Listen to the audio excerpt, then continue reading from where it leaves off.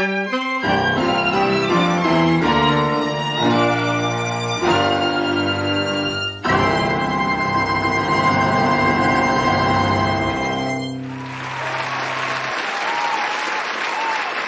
special thanks to Heartbeat Opera for sharing their recording of Make Our Garden Grow, and happy holidays from Opera Orlando.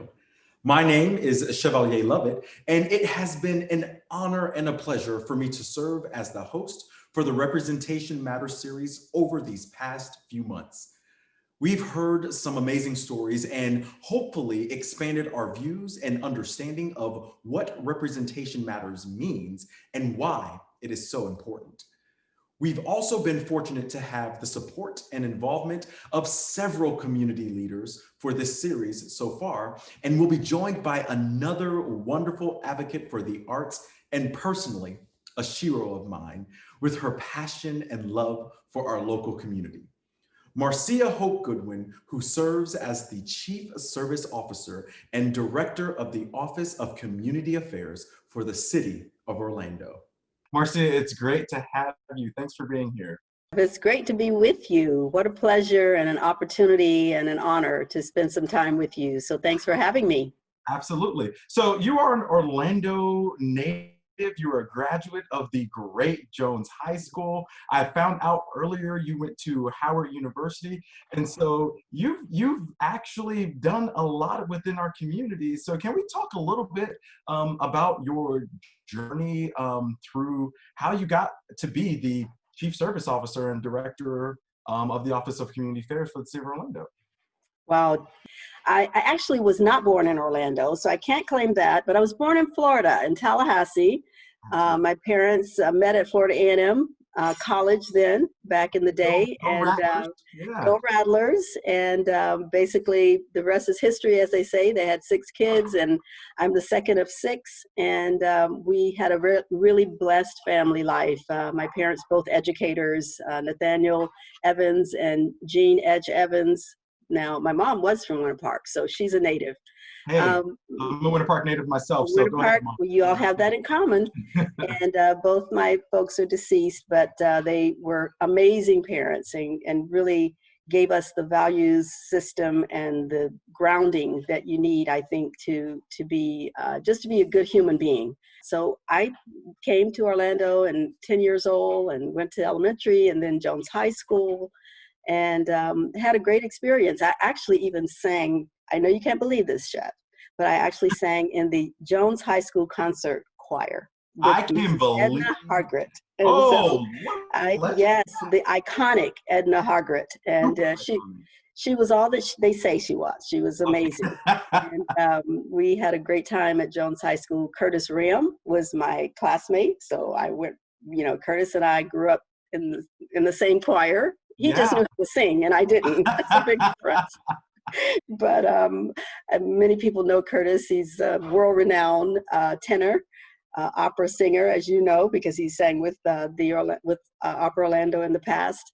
But anyway, that was my upbringing, and my brother and I both went to Howard University and had the pleasure of having great professors there. Came back to Orlando in the mid-'70s, so I've been around a little bit. I've seen Orlando change a lot.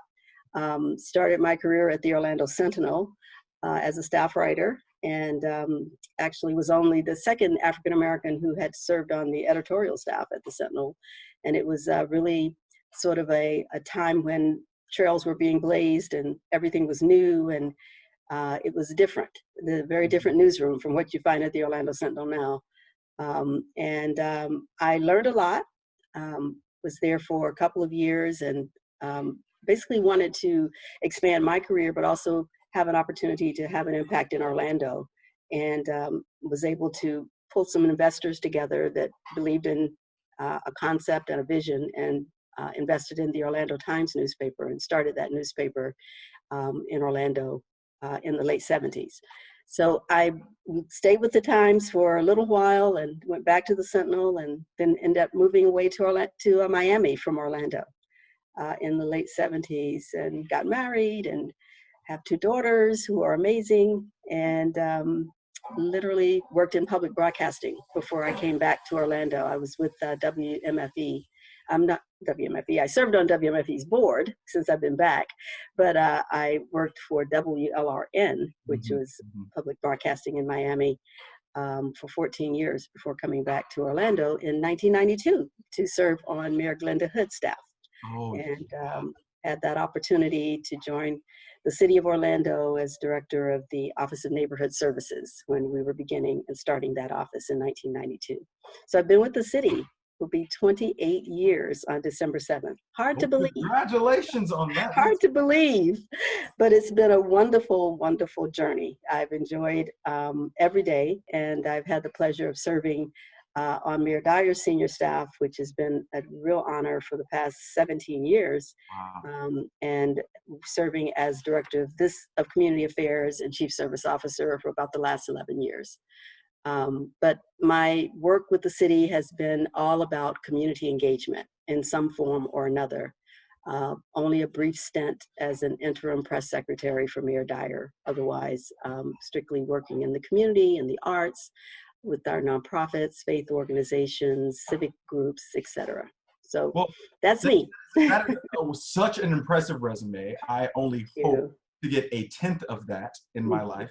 Oh, you will get more. You are doing so much right now, Chev. I'm sure you will do more. Well, I And appreciate thank that. you for that. Thank you for saying that. Of course. It's been a great journey. You know, our series here is called Representation Matters, Black Artists, Black Stories as well. And so as a, at that time, a Black journalist and a reporter, you shared with me before that it was important for you to get other stories out there of folks within the community and being a trailblazer in that. And so can you tell me a little bit more about that? Yeah, of course, Chev.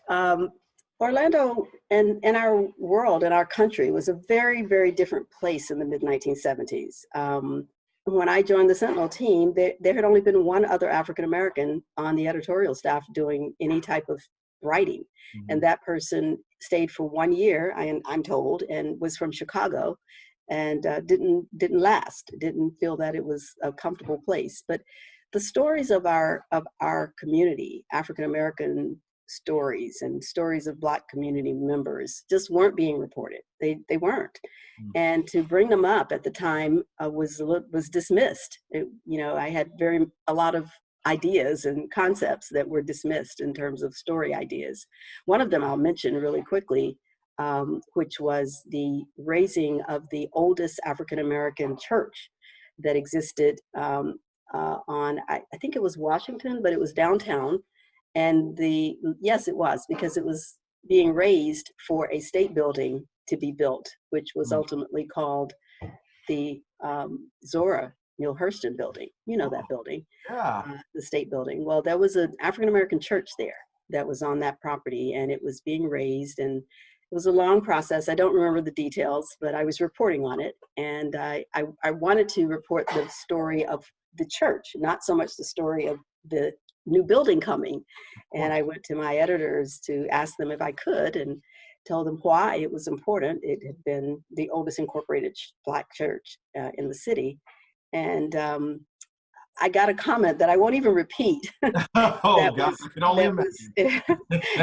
it was embarrassing. It was more than dismissive, Sure. but the essence of it was that nobody would be interested in that. That wasn't important, and it wasn't news. But that was, again, mid 70s Orlando, and things have changed a lot. So my hope with the Orlando Times, and the reason I engaged some African American investors and got the newspaper started, was to get those stories told and have a vehicle for those stories to be told. And I'm pleased to say that the paper still exists. I haven't been involved with the paper in many years, since the late 70s. I have not been involved, but the first couple of years I was involved as a startup with the paper, and they are still telling some of those stories. But now it's much easier and more important that those stories be told in all media, that all media has to reflect the stories and the interest and the aptitudes and everything of the full community. Everybody matters, and it is important for stories of people of color, whether African American, Latinx, Mhm. Asian American, Mhm. Native Americans, all those stories are important. That is all the fabric of our community. So I'm glad to say that with social media, with the mainstream media, many things have changed, and there are many more of those voices now. Thank you for that, Marcia. And you helped to set the way for that, right? You were a trailblazer in Orlando at that time. That the reason I'm able to have this type of platform is because of the things you did to uplift the stories like this. So I really, really do appreciate that. And this actually brings me to my next question. Thank you, Chad. Of course. So I know you love the arts. I know you love opera. I've even seen you at a couple of ones I performed in, and I really appreciate that. I do. So why do you think the arts plays an important role, especially for a major city such as Orlando? Well, the arts really are the heartbeat of the community. And, they say that about a lot of things in communities. But when you think about arts and culture, those are the threads that really tie our community together and help our community to express itself and to understand itself. I think that the arts and culture bring us together. We hear that all the time. We see that all the time. Speaking of your performances, which have always been stellar. I love coming to see you in the opera and other things. But basically, the arts are what we need to help us connect. When we see people in the arts, whether it's music or dance or opera or other performances, it helps us to see our humanity and our common humanity. So there are things that, there's a song that you like, that I like, that any person of any ethnic background may like the same song. But it's something that really ties us together. And I think that the arts give us an opportunity not only to express ourselves so that we can share who we are, what we are, our common humanity, but the arts also give us an opportunity to just come together to appreciate each other, to appreciate the arts and to appreciate each other. In the city of Orlando, you know that our mayor, Buddy Dyer, our city commissioners are very, very big advocates of the arts. We are constantly supporting the arts in various ways, not just monetarily, even though we do invest in the arts, but also with our time and our treasures and our personal interest in the arts. I can't say enough about why the arts matter, and the fact that you are helping to tell this story and share this message across not only Central Florida, but the world is very important, because arts bring people together across the globe.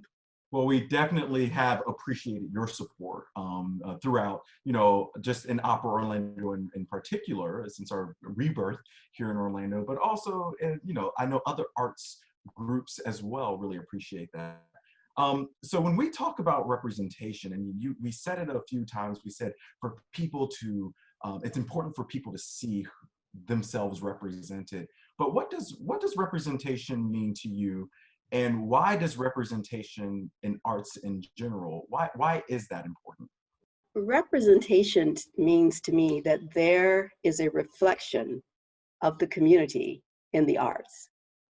So basically, every arts organization, no matter whether it's a large organization with $1 million plus budget or a small organization with a $1,000 budget, wherever you fall in the spectrum, your organization, first of all, should reflect the community. Mm-hmm. That's your board, your staff, your performers, your technicians.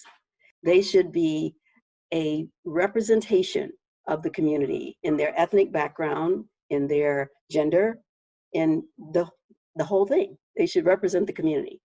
So that is priority one, that arts organizations are representing themselves. If you say you believe in diversity and you believe in bringing people together, you have to do it. You have to demonstrate it. I love Michael Jackson's song, Man in the Mirror. Hey, that's one of my favorites as well. One of my favorites. Let's just take a look inside, look at ourselves, and determine if we are walking the walk, if we are demonstrating what we say we want to be and what we say we are. So the organization within itself. And then beyond that, the audiences that the organization attracts and engages. need to reflect. That audience needs to be representative of the community. Now, I know that you can't make a person come to your performance, but I believe that if you invite people and you give them something that they value and find interesting and entertaining, they will come. But a lot of times it really is a matter of inviting them. One of my friends who is a past CEO of United Arts, Flora Maria Garcia, all of us know her in the arts. Maria. She was, shout out to Flora Maria, enjoying herself hopefully on the beach right now. Let's hope so. In retirement. But one of the things that she and I talked about often was the fact that you have to build a diverse audience, you have to invite the diverse audience. People aren't going to come if they don't know about your performance or if they weren't invited to come. They have to feel welcome. And I think the last thing is that you need to have also supporters, because we all need support. The arts have to have the philanthropy. That's important. So you need to make sure that your philanthropy is representative of the community. Because again, if people believe in your mission, if they believe that you are doing good work that the community values, they will support it. So those are the ways that I think our arts groups can be, should be, and many of them are being representative. It is important to see that representation wherever you go, whether it's internally within the organization or externally as the organization performs and presents to the community. We have a few things to do. We have some, some work to do, but we can do it. I think it's the will. You have to have the will. And if there's a will, there's a way, and it will get done. We're willing and ready to do the work. Marcia, thank you so much for spending this time with us here for Representation Matters. I really appreciate you being a trailblazer here for setting up for someone like me for my success and for your continued support for how you're looking through representation here in the city of Orlando. Thank you, Chev, for giving me this opportunity to share and for all that you're doing to advance the arts in Central Florida. And I want to just encourage everyone to support the arts. The arts are hurting, like all of us and everyone during the pandemic, and we need to make sure that we support the arts in even bigger ways than we ever have before to our best ability. We know that some people can't now, but they want to, but whenever you can, just make sure that you're contributing to the arts and going to see performances and buying those tickets and just being a part of it as well. From the staffing perspective, look for those opportunities to join the team, join a staff of one of our arts organizations or a board of one of our arts organizations. So thank you, Chev, for the opportunity. And we both love the arts, and we know that many people in Central Florida do. So it's a great pleasure to be with you. Absolutely. Thank you, Marcia. Thanks for being here with us during 2020 for the launch of Representation Matters. Episodes will continue throughout 2021. You can find out more information by liking Opera Orlando's Facebook page for the series schedule and updates, and subscribing to Opera Orlando's YouTube channel for all archived episodes of the series and much more. We wish everyone a safe and happy new year filled with hope for the future. This is Chevalier Lovett signing off.